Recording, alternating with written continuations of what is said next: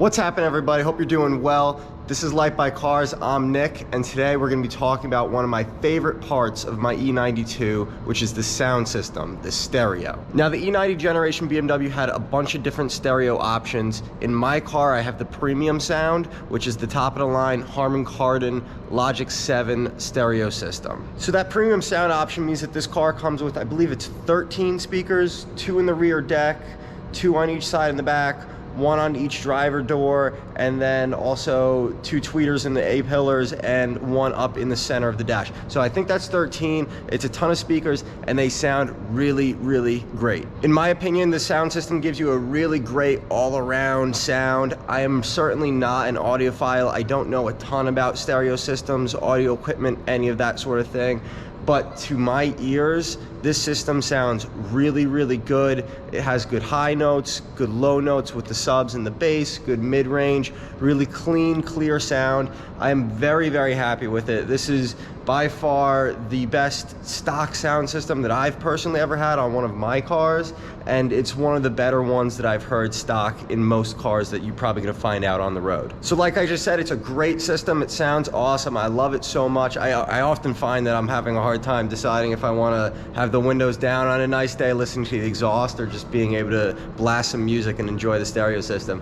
But in order to get that pure stereo system sound, get the best out of this system as you can, there's a few things you can do to fine-tune the system and to get it performing to its best potential. So that's what we're going to talk about today. I'm going to show you the EQ settings that I have on my car. I'm going to show you how I have mine set up and how it sounds the best to me, as well as a couple other recommendations that I've heard from other people. Last thing I'll say before showing you the settings, if you have this system or a similar system in your BMW and you think it sounds great, I'm sure you do, you need to check these settings though, because they made a significant difference when I started playing with them and adjusting them compared to how this factory came without any of the EQ dialed in. I was really surprised and kind of blown away at how much of a difference these EQ settings made.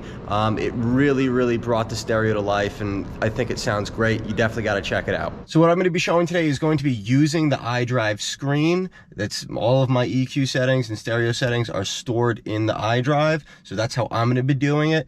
If you don't have an iDrive and you have just the head unit, there are still ways that you can access the EQ settings through just the head unit. So do some searching online, figure out how you can get into those. They're going to be pretty much very much the same options that you're going to see here on my iDrive. So in the iDrive screen here, you're going to want to go down to settings, and then you're going to want to go down to tone. You click on tone, and that brings you to this screen here. These are all your preliminary options for the stereo system. You'll see options here for treble, bass, balance, which is how if the music is favored to one side of the car versus the other, so the left or the right. And then fader, which is if the music sound is favored towards the front or the rear of the car. Also on the screen, you'll see Logic 7 surround and volume settings, reset, a couple other things here. I'm going to come back to that in a moment, but for now, we're going to go into equalizer.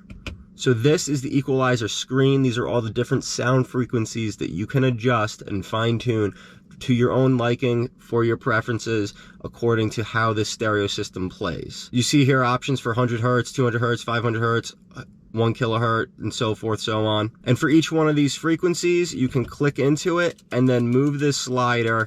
It has a pretty wide range of an adjustment, plus or minus from 0, which is right in the middle. And you can move them and adjust each one of them. So with that in mind, what you see here for each one of these frequencies is how I currently have it adjusted in my car. So I'll go through it one by one and tell you exactly kind of what the number is for each one of them. So if you want to do this at home on your own car, you're able to follow along. So 100 Hertz, this is set at -1. So this is center right here, -1, 1 click to the left. 200 Hertz, that one's 0, you don't have to move that anywhere, no plus or minus. 500 Hertz, it's +3. 1 kilohertz, that one's up a little bit more, that's +6. 2 kilohertz, this one's -3. 5 kilohertz is +3. And then 10 kilohertz is +6. So again, I'll show you real quick. It's 1, 2, 3, 4, 5, 6, plus 6, and you lock that one in. Now, if you've never gone in here before and nobody else has messed with it, all of these settings are going to be at the center line, the center mark. So basically 0 with no plus or minus on any of the sound frequencies. And obviously you can adjust each one of these frequencies to your own likings. This is how I have them set. This is how it was recommended to me. Again, I'm not an audiophile. I don't know a ton about these things, but I know that when I put them like this, it made a big difference compared to when they were all just down the middle at the 0. So now that we have all of these set up properly, we can then back out to the previous menu, and this is where we're going to be able to do some fine tuning. So here, treble and bass, I'm going to say you can customize this really to whatever you like. You might adjust this depending on what type of music you listen to, the genre, anything like that. For me, I have treble at +1 and bass I had set at +2, so it was right there. My balance is right in the middle. It's not favoring the left or the right of the car. And the same thing for my fader. It's right in the middle. It's not favoring the front or the rear. The last thing on this menu is the Logic 7 Surround. This option, you can either check it or uncheck it. So for me, with that Logic 7 Surround option, I always have that checked. I really like the way it sounds.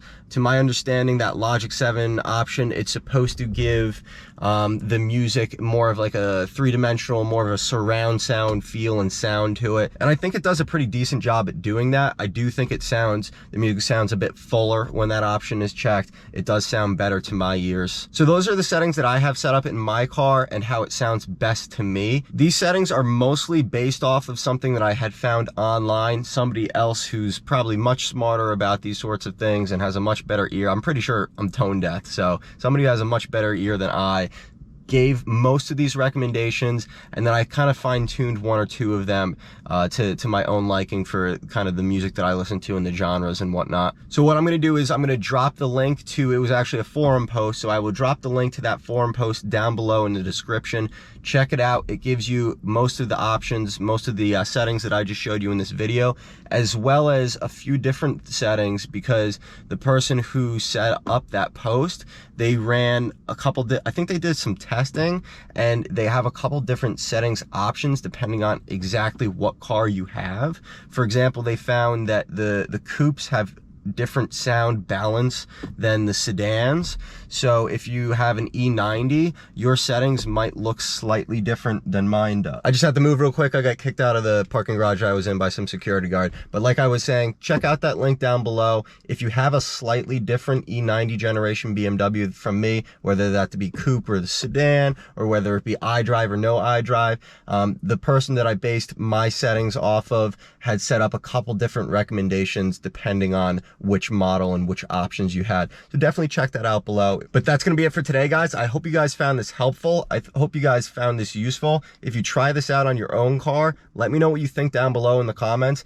Again, like I said, I thought this made my stereo system sound so much better. I'm curious to hear what you guys say about it, and if any of you guys are a little more well-versed in audio systems than I am, feel free to chime in and offer your input. But thanks again, guys. That's going to be it for now, and we'll see you next time.